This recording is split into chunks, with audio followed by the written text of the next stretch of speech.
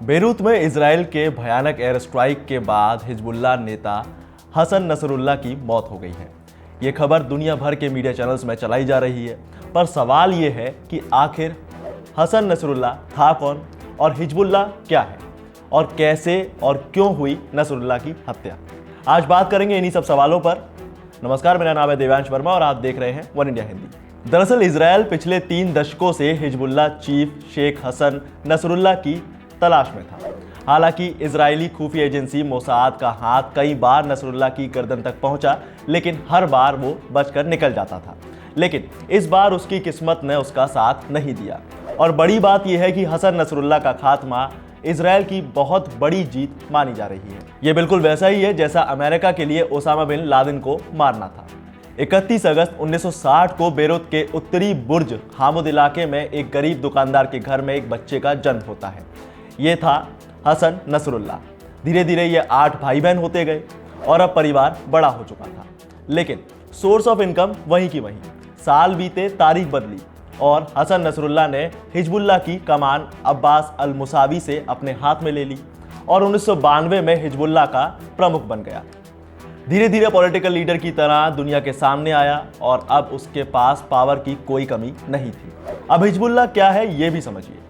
देखिए, हिजबुल्लाह एक शिया मुस्लिम संगठन है जो राजनीतिक रूप से काफी एक्टिव है और लेबनान की सबसे ताकतवर सेना पर भी इसी का कंट्रोल है। वो वक्त था 1980 का जब हिजबुल्लाह की स्थापना हुई।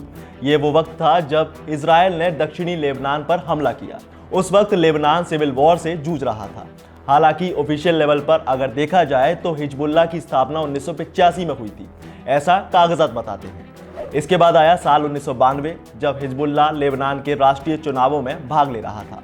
लेकिन साल 2000 में इजरायली सेना ने लेबनान से वापसी कर ली तो हिजबुल्लाह ने उन्हें देश से बाहर निकालने का ठीकरा सौंप दिया। और जैसा कि मैंने आपको बताया कि 1992 में हिजबुल्लाह अपने पांव पसार रहा था, तब शेख हसन नसरुल्लाह इसकी अगुवाई कर रहे थे, जिसे दुनिया एक शिया धर्मगुरु के तौर पर जानती है। और मैं आपको ये भी बता दूं कि नसरुल्लाह ईरान और उसके नेता अयातुल्लाह अली खामेनेई करीबी माने जाते थे। दोनों के बीच अच्छी दोस्ती भी मानी गई है।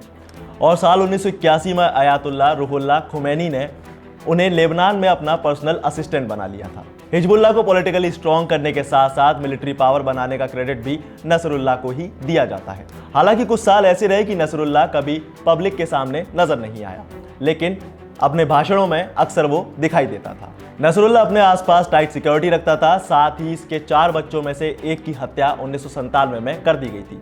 वजह थी उसका हिजबुल्लाह का मेंबर होना।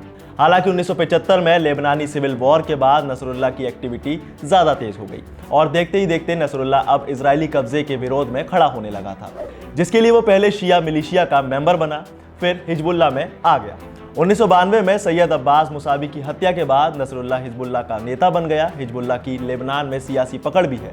2018 के संसदीय चुनाव में हिजबुल्लाह को बड़ी जीत मिली थी। नसरुल्लाह ने भी ये दावा किया था कि उसके पास 1 लाख लड़ाके हैं।